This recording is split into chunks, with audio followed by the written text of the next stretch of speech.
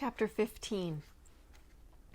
The days had folded one into another and mixed so that after 2 or 3 weeks he only knew time had passed in days because he made a mark for each day in the stone near the door to his shelter.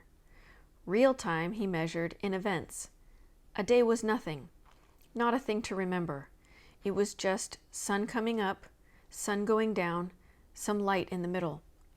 But events were burned into his memory, and so he used them to remember time, to know and to remember what had happened, to keep a mental journal. There had been the day of first meet. That had been a day that had started like the rest. Up after the sun, clean the camp, and make sure there is enough wood for another night.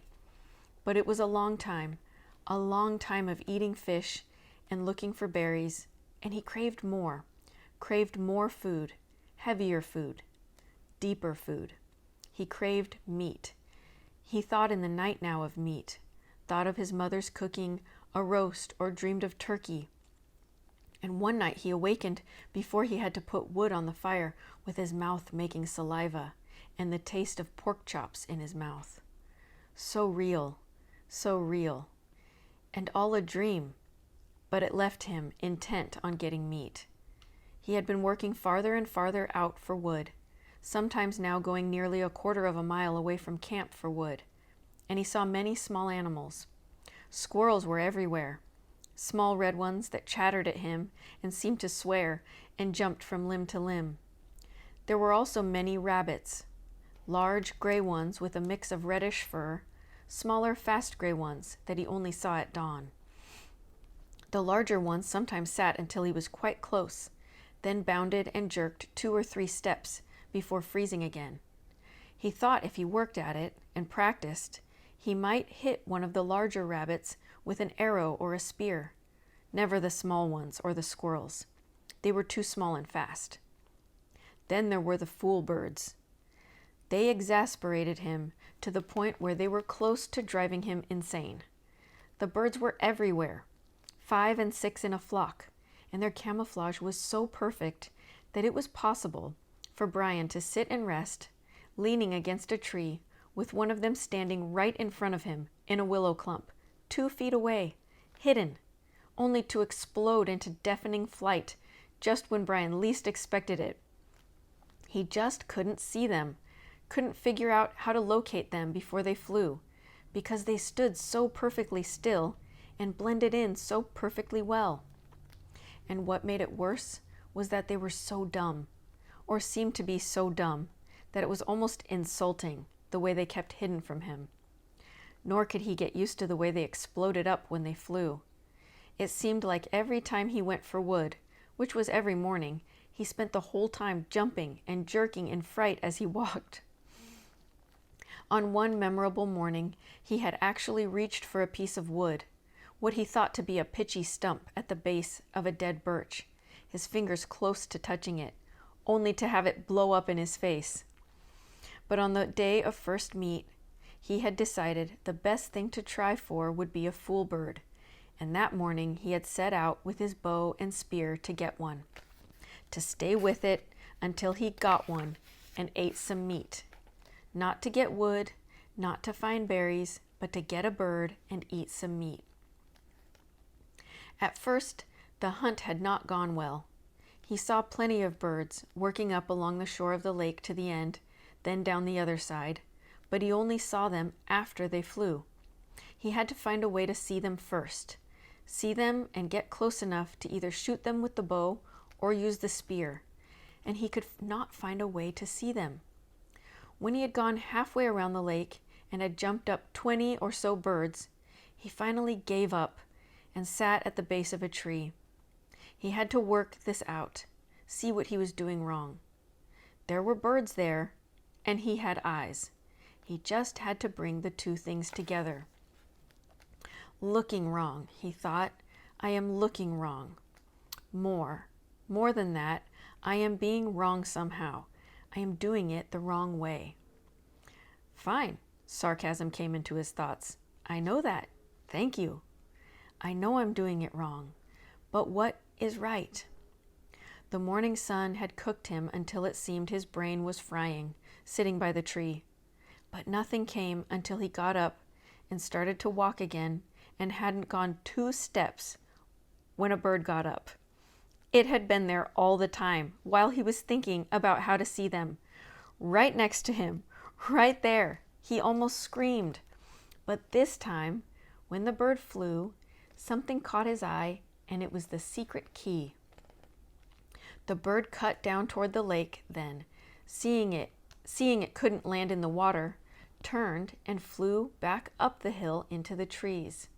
When it turned, curving through the trees, the sun had caught it, and Brian, for an instant, saw it as a shape, sharp-pointed in front, back from the head in a streamlined bullet shape to the fat body. Kind of like a pear, he had thought, with a point on one end and a fat little body. A flying pear.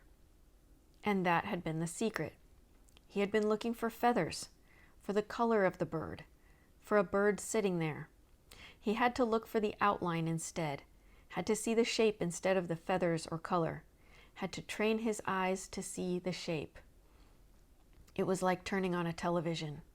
Suddenly he could see things he never saw before.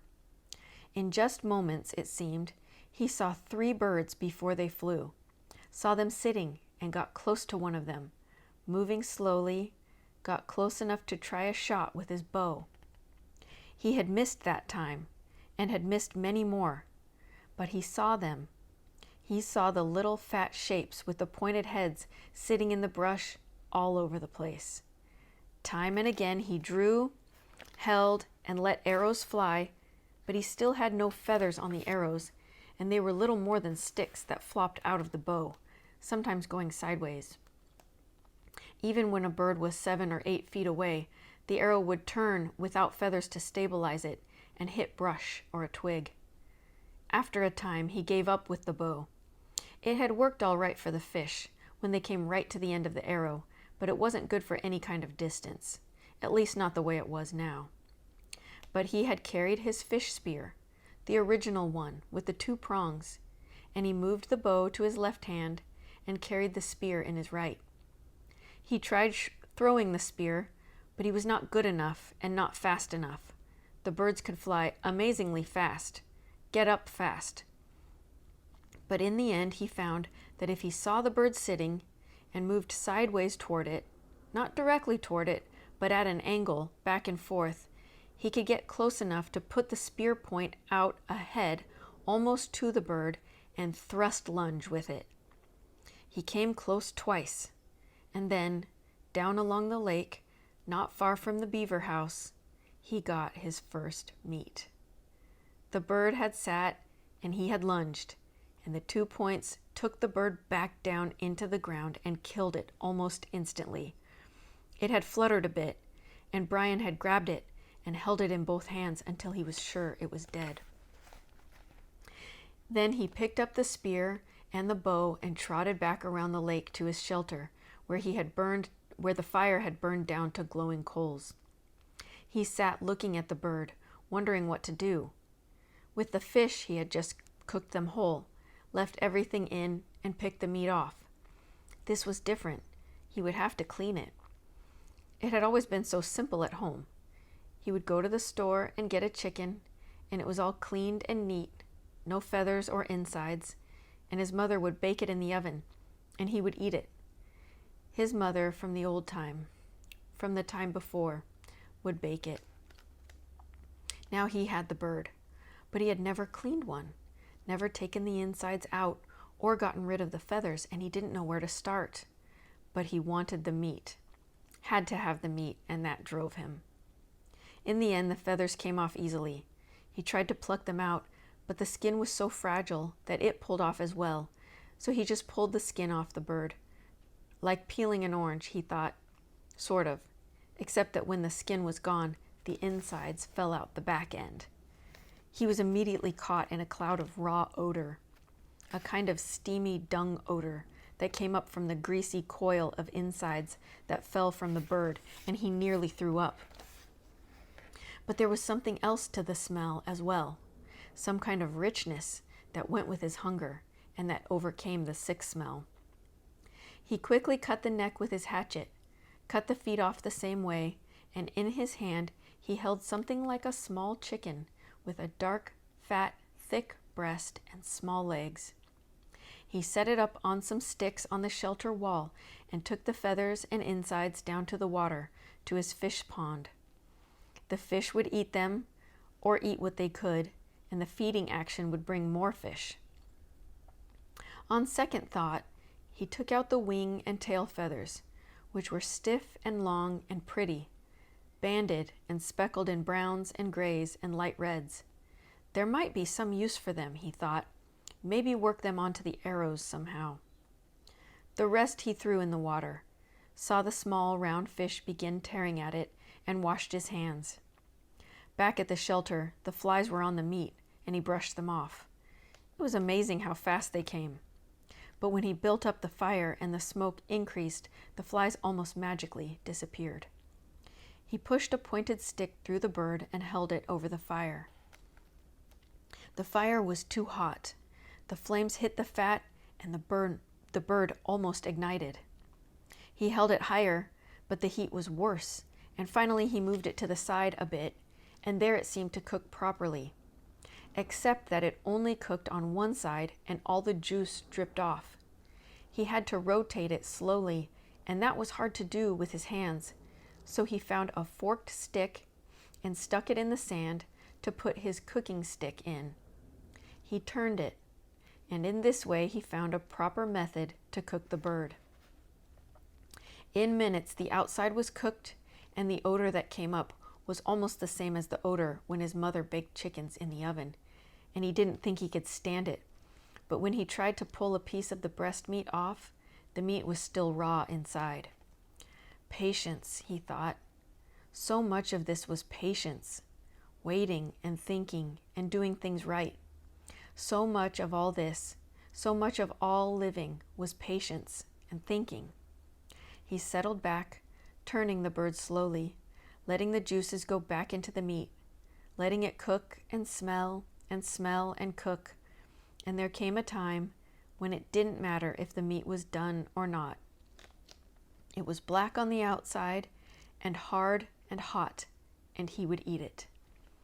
He tore a piece from the breast, a sliver of meat, and put it in his mouth and chewed carefully, chewed as slowly and carefully as he could to get all the taste. And he thought, never, never in all the food, all the hamburgers and malts, all the fries or meals at home, never in all the candy or pies or cakes, never in all the roasts or steaks or pizzas, never in all the submarine sandwiches, never, never, never had he tasted anything as fine as that first bite. First meat.